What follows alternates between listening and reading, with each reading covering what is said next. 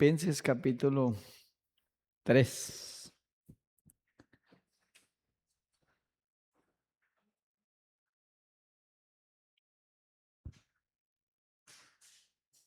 Alguien me contaba una ilustración y me hablaba de la comparación del conocimiento de Dios con el ir a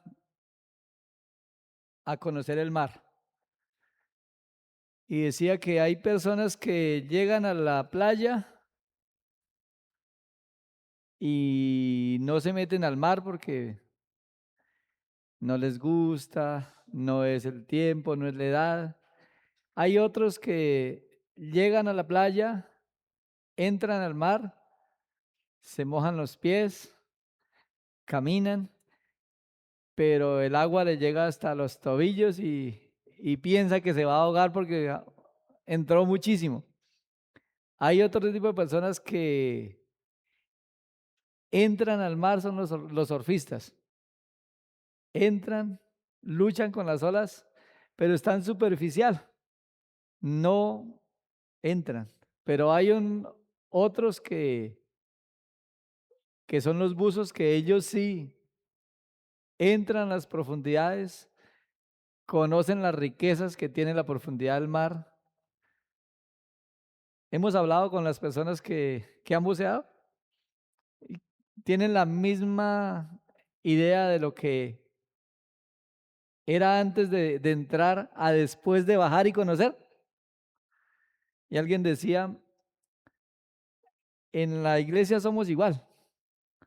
Hay unos que con la palabra de Dios apenas y le escucha, pero no hay ningún tipo de respuesta. Hay otros que son creyentes de cada domingo. Vienen el domingo, asisten a la iglesia. Esos son los que entran al mar y se mojan apenas hasta la rodilla, pero no pasa de ahí. Hay otros que son los surfistas que entran, conocen el mar, entran, pero solamente la parte superficial. Entonces conocen la palabra de Dios, son fieles, asisten regularmente, pero no son comprometidos en ningún tipo de ministerio. Llega hasta ahí. No hay ningún cambio en sus vidas. Llega a una vida muy plana. Hasta aquí llegué y aquí estoy cómodo, aquí no sigo. Pero el mandamiento de Dios, ¿cuál es? Que seamos buzos, que entremos a las profundidades y conozcamos lo que Dios ha creado allí. Buscamos esas preciosas promesas, esas minas de oro que hay, esa preciosidad de conocer las maravillas del fondo del mar. Ese es el mandamiento y ese es el anhelo. Vamos a leer Filipenses 3, 7 al 9. Dice, pero cuántas cosas eran para mi ganancia. Las he estimado como pérdida por amor de Cristo. Y ciertamente aún estimo todas las cosas como pérdida por la excelencia del conocimiento de Cristo Jesús, mi Señor. Por amor del cual lo he perdido todo y lo tengo por basura para ganar a Cristo. Y ser hallado en él no teniendo mi propia justicia que es por la ley, sino la que es por la fe de Cristo. La justicia que es de Dios por la fe. Padre, en esta hora damos gracias por tu palabra. Gracias porque a través de ella podemos conocer tus verdades, tus promesas. A través de ella podemos conocer tu grandeza, tu misericordia, esa paz de estar en tu presencia, Padre. Porque como dice tu palabra, te haré entender y te enseñaré cosas grandes y ocultas que tú no conoces. Gracias, Padre, porque qué bendición es conocerte. Qué bendición poder crecer día a día, permanecer en ti, humillarnos delante de tu presencia, reconociendo tu soberanía, reconociendo tu grandeza y reconociendo nuestra condición, Padre, que no somos más que polvo y ceniza, completamente dependientes de ti, completamente necesitados, Padre, porque todo lo que tenemos lo hemos recibido de tu mano, Padre. Por tanto, la gloria y la honra es para ti. Ayúdanos, Padre Santo, en este tiempo a recibir tu palabra y que nos guíe, Padre, a tomar decisiones firmes en cada una de nuestras vidas, Padre, para obrar y hacer conforme a tu voluntad. En el nombre de mi Señor, amén. Y hablábamos hace 15 días del versículo 7, pero ¿cuántas cosas eran para mí ganancia? Las he estimado como pérdida por amor de Cristo. Y veíamos todo lo que Pablo renunció por amor a Cristo. Y el mandato que Dios nos daba allí en Lucas 14, de renunciar a mi madre, a mi padre, a mi esposa, a mis hijos. Dice, amar menos. Dice, y aún hasta su propia vida. Y veíamos el ejemplo de Pablo, un hombre que renunció a todas estas cosas, un hombre que sabía dar prioridades a su vida, sabía qué era realmente lo que le traía bendición a su vida al final de cuentas, porque el que gana la partida de ajedrez es aquel que piensa al menos un movimiento más que su contrincante.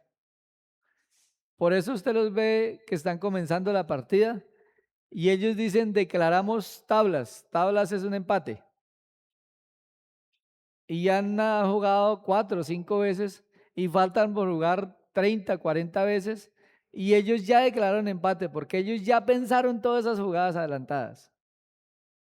Esa es la visión que debe haber en nuestras vidas, porque si nuestra visión es solamente terrenal, es pobre, es limitada, pero si aspiramos a lo espiritual, a que el Señor haga la obra en nuestras vidas y nos guíe a ser instrumentos en su mano, a no vivir solamente por lo terrenal, sino por lo espiritual, porque sin fe es imposible agradar a Dios.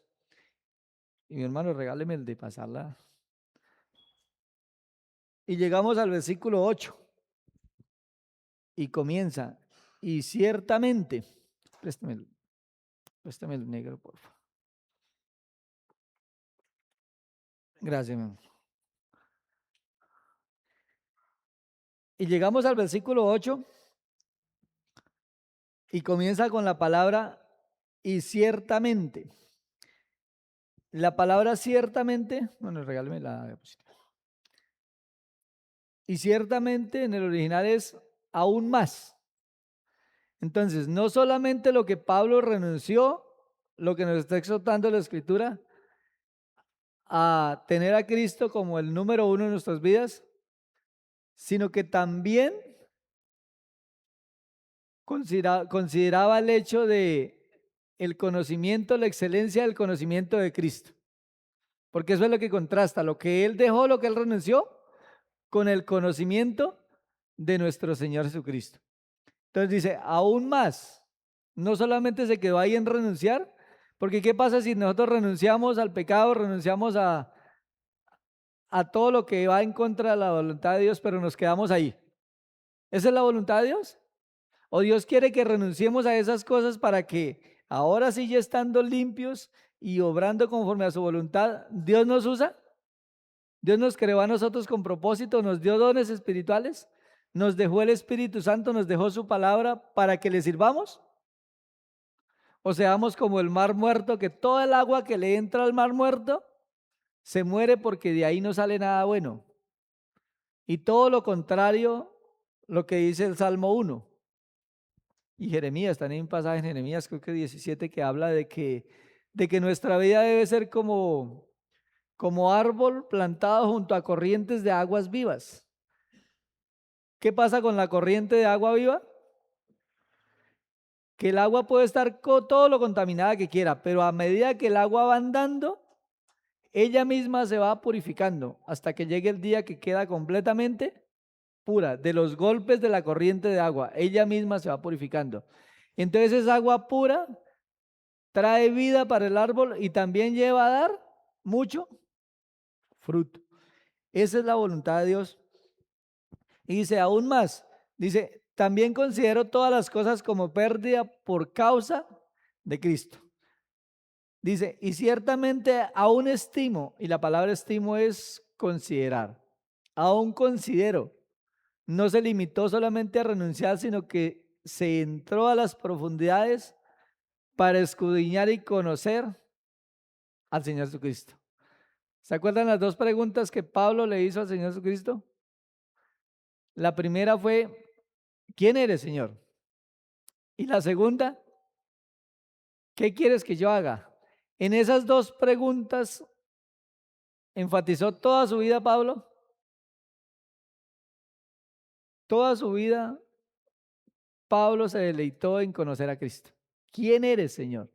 Esa pregunta no contesta al hecho de conocer a Cristo día a día. ¿Y qué quieres que yo haga? El ministerio, el servicio. Señor, guíame a estar en el ministerio que tú quieres que yo esté, en el tiempo que tú tienes establecido para que se haga, a la manera que tú quieres, porque el propósito de Dios es para con su iglesia, así como cuando Dios sacó al pueblo de Israel, no era el propósito con Moisés, era el propósito que Dios tenía con su pueblo. Moisés era un instrumento, una herramienta para sacar a su pueblo. El propósito del Señor Jesucristo en este tiempo es con su iglesia. ¿Para qué nos dio dones espirituales? Para la edificación de su iglesia, para el crecimiento. Entonces la palabra estimo es considerar. Dice, todas las cosas como pérdida por la excelencia del conocimiento de Cristo Jesús. La palabra excelencia es como algo de superior valor, algo por encima de, algo de suprema importancia. Así como cuando Juan dijo, es necesario que yo mengüe, pero que Cristo ¿qué? Creciera. No que él pudiera ser más grande a Cristo, porque imposible. El aspecto ahí es en cuanto a la importancia, en cuanto a enaltecer. Entre más conocemos la Biblia, más reconozco que yo soy polvo y ceniza y más reconozco la grandeza de mi Señor. Indudablemente, entre más cerca estoy del avión, más grande le voy. A ver, pero si me alejo del avión, voy a ver el avión chiquitico y yo voy a pensar que soy grande. Es necesario que yo mengüe, pero Él crezca en importancia en nuestras vidas. Y le sigue diciendo Pablo, dice, por la pérdida de la excelencia del conocimiento de Cristo Jesús, mi Señor. Y mire que aquí le habla de Cristo y de Jesús. Y la palabra Cristo hace referencia al Mesías, al escogido de Dios, que para ellos tenía mucha relevancia. Porque el que conocía a Cristo como su Señor estaba reconociendo que Jesús es el Mesías prometido a David, el rey que habría de venir, aquel descendiente de David que se sentaría en el trono para siempre. Es el profeta que Dios había prometido por medio de Moisés y el sacerdote que el Señor había prometido. La palabra Jesús, la palabra Cristo es fundamental porque es la palabra Mesías. Es el ungido de Dios, el escogido de Dios para la salvación del mundo. Para ellos era muy importante la palabra Cristo. Por eso está el nombre Jesús, Cristo. Y la palabra Jesús, Dios trae salvación a nuestras vidas. Y la palabra Señor es la palabra Curios y nos habla de supremacía, de supremo en autoridad, título de respeto, Señor, soberano, amo. ¿Es necesario en cuanto al servicio reconocer el señorío de Cristo en nuestras vidas? Que Él es el Señor del cielo y de la tierra, que Él es la cabeza de la iglesia y que nosotros estamos para servirle a Él, para agradarle a Él. Por eso es tan importante la palabra Señor, porque todos los aspectos de nuestras vidas debemos ponerlos a los pies del Señor. ¿Qué pasa cuando quiero hacer un ministerio y Cristo no es mi Señor? Puede ser que yo tenga muy buenas intenciones, puede ser que yo sirva de la mejor manera, pero es que no es a lo como yo quiero, porque es el Señor, el digno de toda autoridad. Él es el Señor. Por eso dice, toda autoridad me es dada en el cielo y en la tierra. Por tanto, de acuerdo a esa autoridad, al señorío que tiene Jesús en nuestras vidas, ¿qué dice Él? ¿Y qué deben hacer? Hacer. ¿Nosotros podemos hacer discípulos? Pues el Espíritu Santo. Nosotros tenemos que ir a hablar de nuestro amado Señor Cristo, de esa verdad que pasó en nosotros y nos llevó a nacer de nuevo, a tener una nueva vida. Ahora el mandamiento es que nosotros hablemos de Cristo o que callemos, que nosotros andemos conforme a lo que es digno del Evangelio, es el mandamiento de Dios. Entonces la palabra Señor es muy relevante en este contexto para la vida de los filipenses, pero también para nosotros en todos los aspectos de nuestras vidas. Si hay un aspecto que yo sigo luchando es porque aún no he entregado esas circunstancias, ese pecado, a los pies de Cristo. Y el Señor dice que si confesamos nuestros pecados, Él es fiel y justo para perdonarnos y limpiarnos de toda. Pero en Proverbios dice que no basta solamente con confesarlos. También dice que si confesamos y nos apartamos, porque si hay un verdadero arrepentimiento, si me duele que he pecado contra Dios, ¿voy a estar continuamente arrepintiéndome del mismo pecado? Vemos a David conforme al corazón conforme a la voluntad de Dios, arrepintiéndose cada rato por el mismo pecado. ¿O realmente en el corazón de Pablo se dolió porque había pecado contra su Señor? Mientras cayese, envejecieron mis huesos. Y vemos la primera y única vez en la vida de David que pasó lo de Betsabé, y no volvemos a ver algo parecido en la vida de David. Hubo un verdadero arrepentimiento, no que no peque, sino que pecó, confesó y se apartó, y entonces ahí sí realmente Cristo tiene el señorío. Pero yo me acostumbro a mi pecado y quiero estar con un pie en el mundo y otro en la obra del Señor.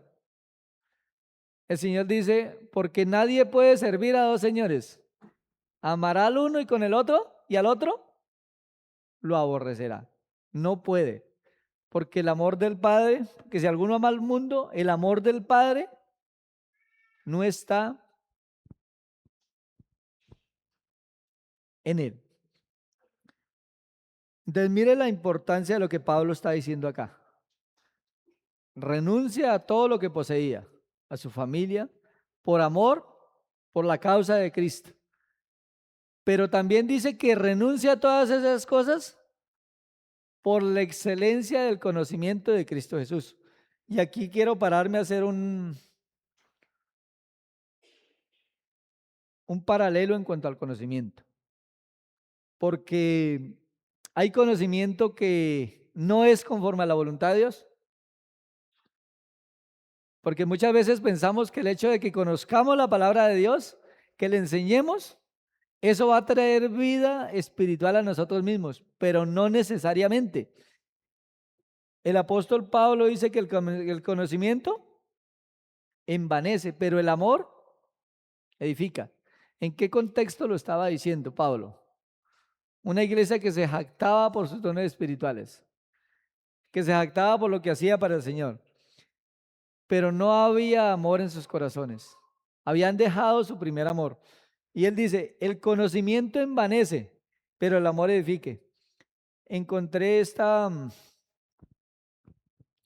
como este significado, este comentario, no sé de quién será. Dice, hablando en cuanto al que el conocimiento envanece. Dice, acumular información o saber mucho puede generar soberbia, ego y un sentimiento de superioridad sobre los demás. Es una advertencia sobre el peligro de volverse arrogante cuando el intelecto no va acompañado de humildad y empatía. Cuando solamente ese conocimiento llega a mi intelecto. Entonces eso trae arrogancia, eso trae orgullo. Por eso en los requisitos del anciano dice, no un neófito, no una persona que tenga poco conocimiento, sino que, dice, no un neófito, no sea que caiga en la condenación del diablo. ¿Por qué pecado cayó Satanás? Orgullo. Quería llegar a ser igual a Dios. ¿Por qué pecó Eva? Por lo que le prometía a Satanás. ¿Qué le dijo? Ah, come que sabe Dios que vas a llegar a ser igual a Dios. ¿No es lo mismo? Orgullo. vanidad. Entonces pensemos un poquitico en los fariseos y vámonos a Mateo, capítulo 23. En los escribas y los fariseos. Este pasaje está enfocado a ellos. Mateo capítulo 23, versículo 1. No, entonces, 23:1 dice, entonces habló Jesús a la gente y a sus discípulos diciendo, se está dirigiendo a mucha gente y a los discípulos. Dice, en la cátedra de Moisés se sientan los escribas y los fariseos, los encargados de interpretar y enseñar la palabra de Dios al pueblo. Eso era lo que hacían ellos. Versículo 3. Así que todo lo que os digan que guardéis, guardadlo y hacerlo. Mas no hagáis conforme a sus obras, porque dicen y no hacen. ¿Qué hace el conocimiento? ¿Solamente conocimiento? Hacer y no vivir. Pararme yo a predicar aquí que no seamos mentirosos y todos sabiendo que mi debilidad es la mentira. Predicar algo que yo mismo no estoy dispuesto. Claro, no lleguemos a la perfección porque entonces ¿quién predicaría? Pero si es un punto donde día tras día nosotros vayamos creciendo en nuestra fe, apartados de pecado, porque eso significa iglesia, apartados para el propósito de Dios. Esa es la voluntad de Dios. Pero ellos predicaban sana doctrina. Él le dice, todo lo que ellos les enseñen, todo lo que ellos les dicen, guárdelo y hágalo. Mas no hagáis conforme a sus obras, porque dicen y no hacen. Versículo 4. Porque atan cargas pesadas y difíciles de llevar y las ponen sobre los hombros de los hombres. Pero ellos ni con un dedo quieren moverlas. Esa es la voluntad del Señor para nuestras vidas.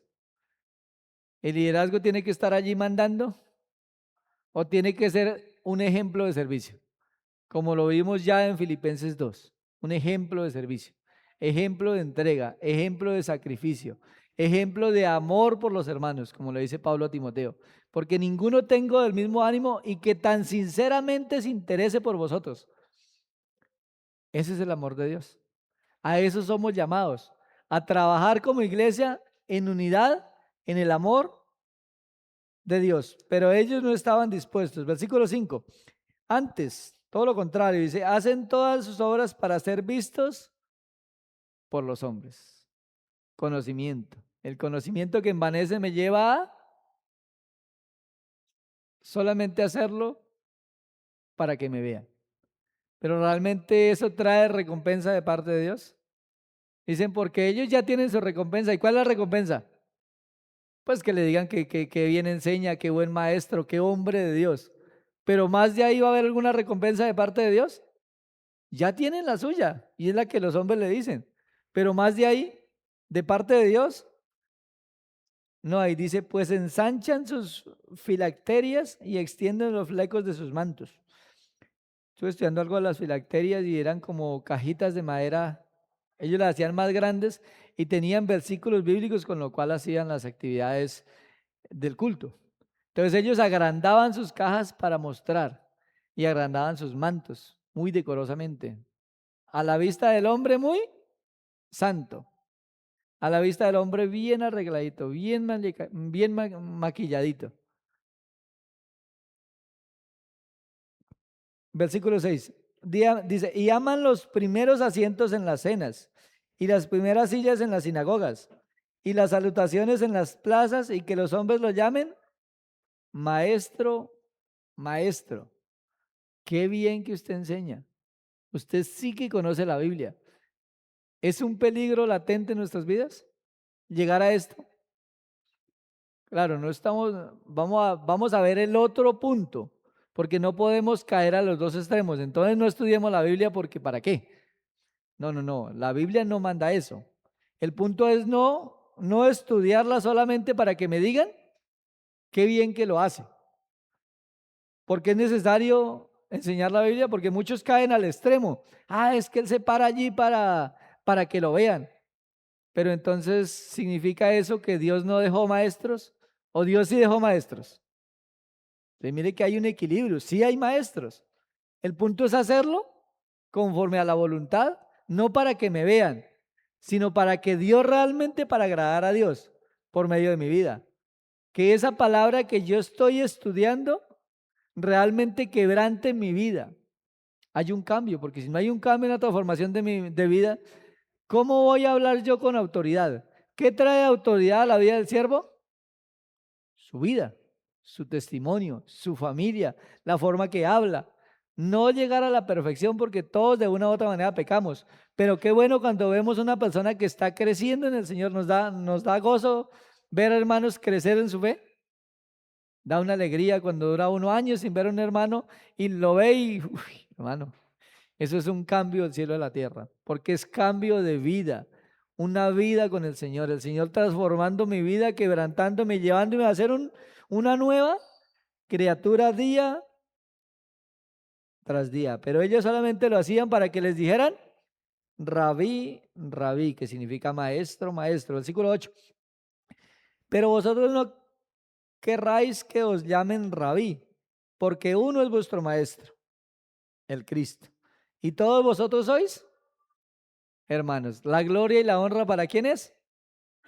Para nuestro maestro, para nuestro Señor, para nuestro Cristo, el ungido de Dios que vino a salvarnos y dar su vida por nosotros, el Rey de Reyes, el Señor de Señores, aquel que tiene toda autoridad sobre los cielos y sobre la tierra.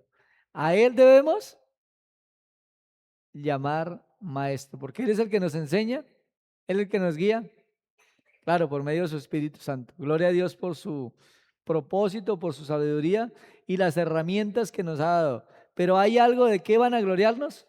¿O toda la gloria es de Él y por Él y para Él? A Él sea la gloria ¿por cuánto tiempo? Por los siglos de los siglos.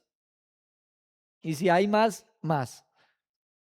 Porque nosotros simplemente somos humanos. ¿Y los que van a venir detrás de nosotros son iguales a nosotros? ¿O nuestro corazón ha cambiado? Si leemos el Antiguo Testamento, ¿es un corazón parecido al nuestro? Corazón desagradecido. Corazón de en lugar de darle la gloria a Dios, se nos olvida fácilmente los mandamientos de Dios y dejamos de agradar a nuestro Señor. Por eso es tan necesario permanecer unidos a Él. Por eso dice la Escritura, en mi corazón he guardado tus dichos para no pecar contra ti, porque es necesario hacer memoria de Él y permanecer en Él. Versículo 9. Y no llaméis Padre vuestro a nadie en la tierra, porque uno es vuestro Padre, el que está en los cielos. No seáis llamados maestros, porque uno es vuestro Maestro, el Cristo. Versículo 11. El que es el mayor de vosotros, sea vuestro. ¿Eso es un mandamiento?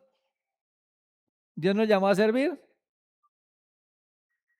No enseñoreándose la grey, sino todo lo contrario, con humildad. Apacentar la grey del Señor. ¿Cuántas veces le dijo eso el Señor a Pedro? Las últimas palabras del Señor a Pedro es ese relato. Pedro, ¿me amas? Apacienta. Pedro, ¿me amas? Cuida los corderos.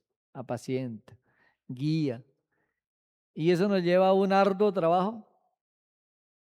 Hermano, esta semana hablándonos de la responsabilidad de los ancianos, ponía esos 3 aspectos de columna de la vida del anciano, que tiene que cuidar, guiar, y eso lleva a un arduo trabajo de 24/7, que a cualquier hora que lo llamen está dispuesto. Y eso es lo que tiene que haber en mi corazón, permitir que Cristo haga en mi corazón, así sea el anciano. El anciano necesita que el gran pastor, el príncipe de los pastores, le cuide, le sustente, le alimente como una oveja. Todos necesitamos del pastoreo de nuestro amado Señor. Necesitamos de su fiel cuidado. Necesitamos de un arduo trabajo. ¿Queremos crecer en la fe? Es necesario ser esforzados y ser valientes.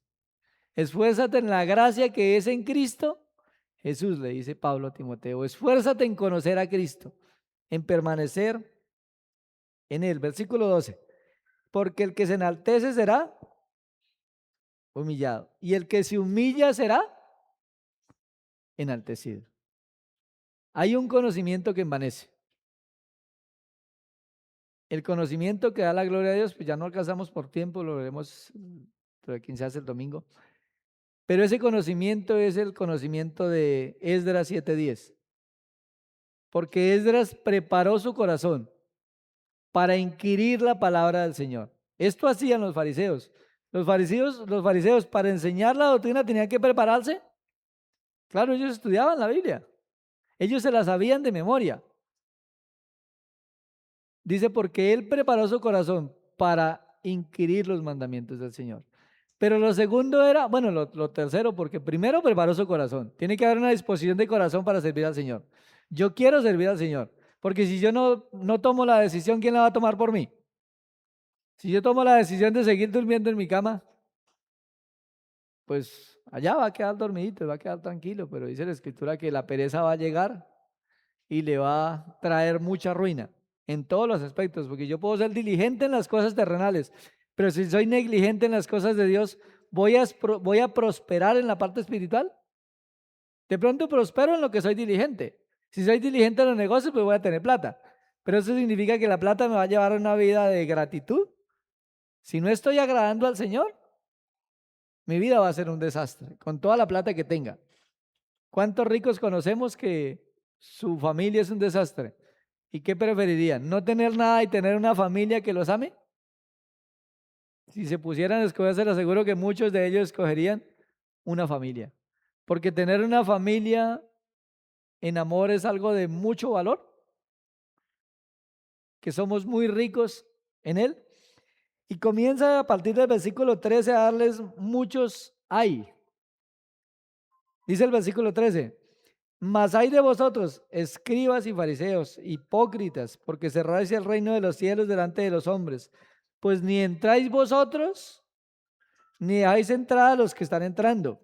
Segundo hay de vosotros, escribas y fariseos, hipócritas, porque devoráis las casas de las viudas y como pretexto hacéis largas oraciones, porque por esto recibiréis mayor condenación. Versículo 15. Hay de vosotros, escribas y fariseos, hipócritas, porque recorréis mar y tierra para hacer un prosélito, un discípulo. Y una vez hecho, le hacéis 2 veces más hijo del infierno que vosotros. Cuarto versículo 16. Hay de vosotros, guías de ciegos, que decís, si alguno jura por el templo, no es nada, pero si alguno jura por el oro del templo, es deudor. Insensatos y ciegos, porque ¿cuál es mayor, el oro o el templo que santifica el oro? También decís, si alguno jura por el mar, no es nada, pero si alguno jura por la ofrenda que está sobre él, es deudor. Necios y ciegos, porque ¿cuál es mayor, la ofrenda o el altar que santifica la ofrenda? Pues el que jura por el altar, jura por él, y por todo lo que está sobre él, y por el que lo habita. Y el que jura por el cielo, jura por el trono de Dios y por aquel que está sentado en él. Versículo 23, quinto hay de vosotros, escribas y fariseos, hipócritas, porque diezmáis la menta y el eneldo y el comino, y dejáis lo más importante de la ley, la justicia, la misericordia y la fe. Esto era necesario hacer sin dejar de hacer aquello. 24, guías, ciegos, que coláis el mosquito y tragáis el camello. Dejaban los mandamientos de Dios por seguir los mandamientos de hombres. Hay de vosotros, escribas y fariseos, hipócritas, porque limpiáis lo de fuera del vaso y el plato, pero por dentro estáis llenos de robo y de injusticia.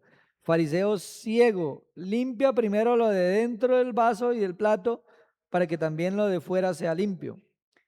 Versículo 27. Ay de vosotros, escribas y fariseos, hipócritas, porque sois semejantes a sepulcros blanqueados, que por fuera la verdad se muestran hermosos, mas por dentro están llenos de huesos de muertos y de toda inmundicia.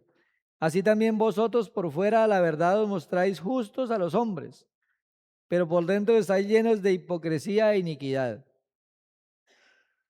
Último ay, versículo 29. Ay de vosotros, escribas y fariseos, hipócritas, porque edificáis los sepulcros de los profetas y adornáis los monumentos de los justos. Y decís, si hubiésemos vivido en los días de nuestros padres, no hubiéramos sido sus cómplices en la sangre de los profetas. ¿Y fueron cómplices en la sangre de Cristo? Y volvemos a leer el versículo 12. Porque el que se enaltece será, y el que se humilla será. Hay un conocimiento que envanece. Hay un conocimiento que no agrada a Dios. Pero hay un conocimiento que sí agrada a Dios. La Biblia nos manda. Y eso es lo que está enfatizando Pablo acá. Él renunció a todo por la excelencia del conocimiento de Cristo Jesús, mi Señor. Entonces, cuando estoy humillado a los pies de mi Señor, reconociendo su grandeza, su autoridad, entonces ese conocimiento sí es bueno que pongamos mucha atención a ello, pero eso será la próxima. Vamos a orar. Padre, en esta hora damos gracias, mi Señor, por esas advertencias que tú nos haces en tu palabra. Padre, guíanos a temer tu nombre, Padre. Guíanos a ser esos hombres y mujeres que temamos tu nombre.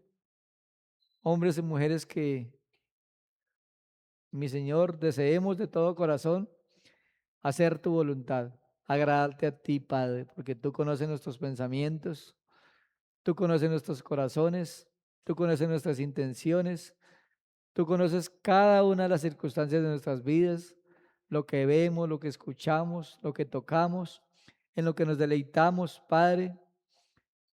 Ayúdanos, Padre, a tener nuestros sentidos ejercitados para el discernimiento del bien y el mal, para hacer tu voluntad, para quebrantar nuestras vidas delante de tu presencia, Padre, sabiendo que a ti te agrada que crezcamos en la fe, a ti te agrada que te creamos, que conozcamos tu bendita y preciosa palabra para permanecer humillados, para permanecer delante de ti con temor y temblor, sabiendo, Padre, que tú eres un Dios justo, que tú eres un Dios soberano, que todas las cosas están desnudas y abiertas a los ojos de aquel que tenemos que dar cuenta. Padre, aquel mismo que nos dice que nuestro trabajo en el Señor no es en vano y nos anima a que estemos firmes y constantes en tu obra, creciendo en la obra del Señor siempre, Padre. Danos la sabiduría para tener ese conocimiento, no un conocimiento que envanece, pero sí un conocimiento que te da la gloria a ti, Padre. Un conocimiento que nos lleva a postrarnos y humillarnos delante de ti, sabiendo que Cristo es el mismo ayer, hoy y por los siglos, Padre. Y Él es el Señor de todos los tiempos, de toda la tierra. Y es el Señor de nuestras vidas en este tiempo y en esta iglesia local, Padre. Te rogamos por tu dirección en el nombre de mi Señor. Amén. Recordemos que mañana tenemos varones a las